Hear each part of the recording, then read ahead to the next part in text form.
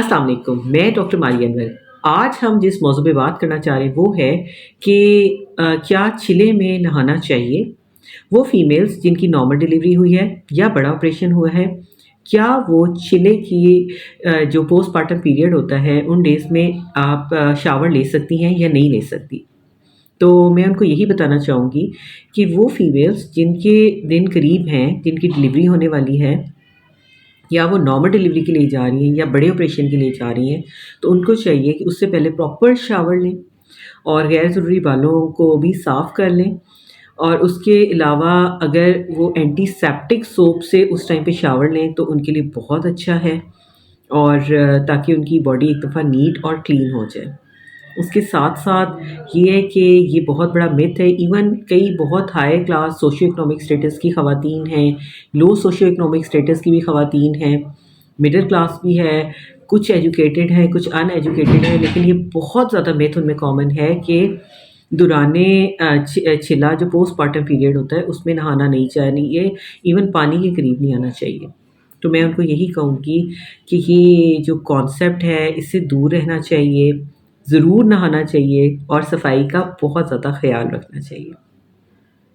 अब जैसे कि मैंने आपको पहले बताया कि अब आप नॉर्मल डिलीवरी या ऑपरेशन के लिए जा रही हैं, तो अपनी सफाई भी करें, उसके साथ-साथ पूरे जिस्म को एक दफ़ा धो लें, साफ़ रहें। जब भी आपकी नॉर्मल डिलीवरी हुई है, तो उसके बाद आप नीम गर्म पानी से शावर ले सकती हैं। वो ख़वातीन जिनके नीचे टाँके लगे हुए हैं, वो नीम गर्म पानी में नमक या एंटीसेप्टिक डाल के उसके सेट बाथ्स भी ले सकती हैं। तो इस तरह भी उनका वाटर एक्सपोज़र हो जाता है। और नॉर्मल डिलीवरी वाली तो हफ़्ते में 2 से 3 दिन ज़रूर शावर लें, क्योंकि आपने बच्चे की हैंडलिंग करनी है, आपका जिस्म साफ़ रहे।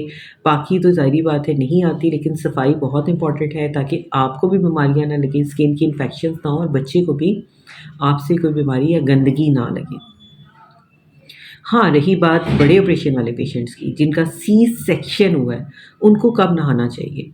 तो मैं यही उनको कहूँगी कि जिन पेशेंट्स का सी सेक्शन हुआ है, उनको ऑपरेशन के चौथे या 5वें दिन नहा लेना चाहिए। और अपनी जो है पट्टी वाली जगह जहाँ पे उनके टाँके लगे हैं, उधर एक अच्छी-सी पट्टी करें, वाटरप्रूफ पट्टी हो और उसे ज़ख्म को आप एंटीसेप्टिक से साफ़ करके उसको वाटरप्रूफ पट्टी कर दें और फिर आप गर्म पानी से या वार्म वाटर से शावर लें।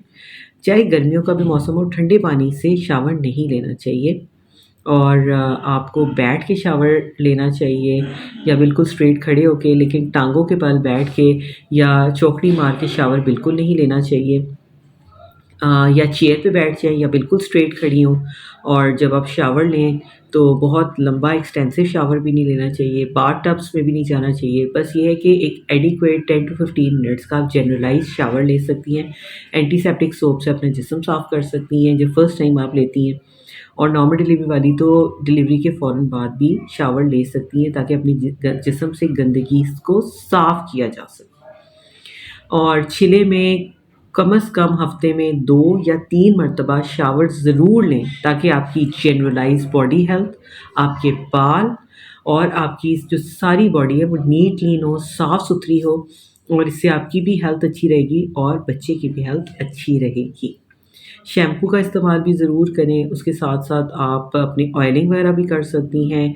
जब भी आप शावर लें उसके बाद आप कोई मॉइस्चराइज़र्स अपनी बॉडी पे अप्लाई करें, अपने फेस को मॉइस्चराइज़ रखें और ये कर सकती हैं कि अगर आप चिले में जब आप नहाती हैं तो उस सूरत-ए-हाल में आपको चाहिए कि आप उस दिन अंडे का इस्तेमाल करें, धूप में बैठें, थोड़ा-सा टेम्परेचर एडिक्वेट रखें और हाई प्रोटीन डाइट का इंटेक जिसमें गोश्त का इस्तेमाल है वो ज़्यादा करें। उस दिन कोई ठंडी चीज़ या ठंडा पानी का इस्तेमाल हरगिज़ ना करें। तो ऐसी सूरत-ए-हाल में आपको कोई प्रॉब्लम नहीं होगी और शावर लेना आपकी हेल्थ के लिए बहुत अच्छा है।